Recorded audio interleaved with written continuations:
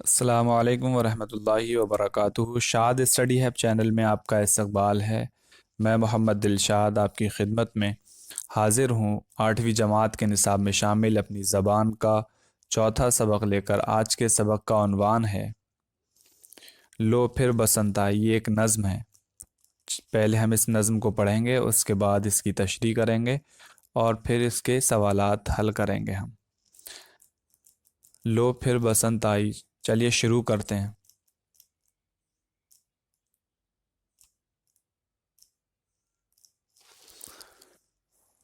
लो फिर बसंत आई, लो फिर बसंत आई, फूलों पे रंग लाई।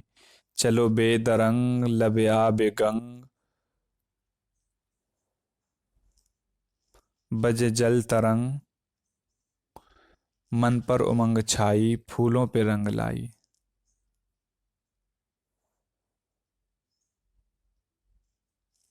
लो फिर बसंत आई। खेतों का हर चरिंदा, खेतों का हर चरिंदा, बागों का हर परिंदा। कोई गरम खेज, कोई नगमरेज, सुबुक और तेज, फिर हो गया है जिंदा, बागों का हर परिंदा। खेतों का हर चरिंदा।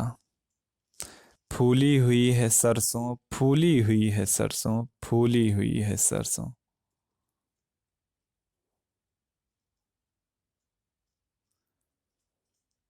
नहीं कुछ भी याद, यूं ही बामुराद, यूं ही शाद शाद, यूं ही बामुराद, यूं ही शाद शाद।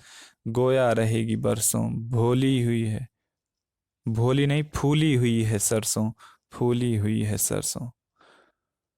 लो फिर बसंत आई, लो फिर बसंत आई, फूलों पे रंग लाई। हफीज़ जालंधरी की लिखी हुई ये नज़्म है। ये इसके लिखने वाले हैं हफीज़ जालंधरी। अब इसमें शायर ने मौसम बहार, बसंत को उर्दू में मौसम बहार भी कहा जाता है, मौसम बहार का जिक्र किया है कि जब बहार की आमद होती है तो खेतों में जो जानवर होते हैं और जो बहुत सुस्त होने लगते हैं, जो परिंदे होते हैं जिनके अंदर सुस्तियाँ पैदा होती हैं, वो उनके अंदर एक नई तहरीक, एक नई हरकत पैदा हो जाती है और ऐसा लगता है कि दोबारा ज़िंदा हो उठे हों। वो बहुत ज़्यादा खुश होते हैं और जो सरसों होती है वो फूली हुई नज़र आती है, मतलब उसके फूल हर तरफ नज़र आते हैं इस मौसम में। तो ये इसका जिक्र किया मौसम बहार का एक खूबसूरत अंदाज में। अब माना याद कीजिए, माना देख लें। बसंत का माना है हिंदुस्तान की 6 रुतों में से पहली रुत का नाम, जो चैत से बैसाख तक रहती है, मौसम में बहार। वस्त मार्च से आखिर मई तक का मौसम। वस्त मार्च का मतलब होगा बीच मार्च, यानी आधा मार्च कह सकते हैं हम, दरमियान से।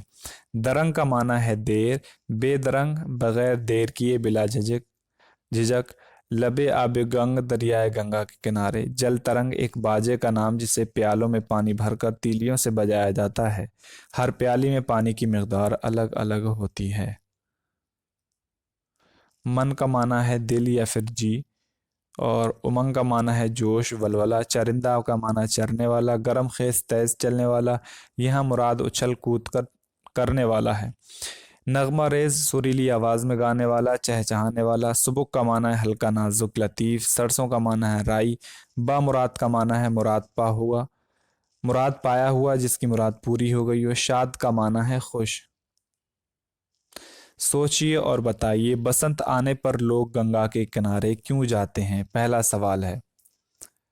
तो इसका जवाब आप देख सकते हैं, दे सकते हैं कि लोग गंगा के किनारे बारिश की बूंदों की आवाज़ जो बहुत सुहानी होती है उसे सुनने के लिए जाते हैं। नंबर 2, बसंत में चरिंद और परिंद किस हाल में होते हैं? तो आप इसका जवाब दे सकते हैं कि बसंत में चरिंद हो या परिंद, सबके लिए खुशी का माहौल होता है। सब गाते हैं, सब परिंदे गाते हैं, ऐसा लगता है कि सब में नई जान आ गई हो। नंबर 3, सरसों कौन सी बात फूली हुई है, भूली हुई है? जवाब, सरसों ये भूली होती है कि उसका ये रंग रूप वक्ती है। मतलब सरसों ये बात भूल जाती है कि उसका ये जो रंग है, जो फूली हुई वो दिख रही है, ये बदल जाएगा। कुछ वक्त के बाद उसे काट दिया जाएगा और वो इतनी खूबसूरत नहीं रह जाएगी।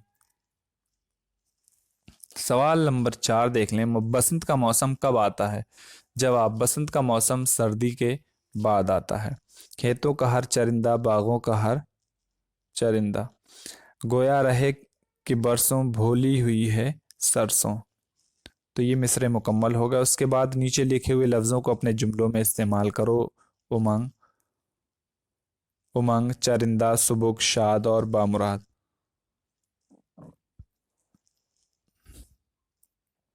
अमली काम, इस नज़्म को ज़बानी याद कीजिए, पढ़िए, समझिए और लिखिए। हाल, ये सही होगा। हाल, फ़ज़ा, फ़ज़ा, आम, आम, सदा, सदा, मतलब सही ठीक है, लेकिन माना सबका क्या अलग अलग है। ये हॉल जो होता है ये मीटिंग हॉल वगैरह उसके लिए आता है, ये सिचुएशन कंडीशन के लिए आता है हाल। फ़ज़ा ये खला के लिए आता है, और ये फ़ज़ा ज़्यादती के माना में आता है।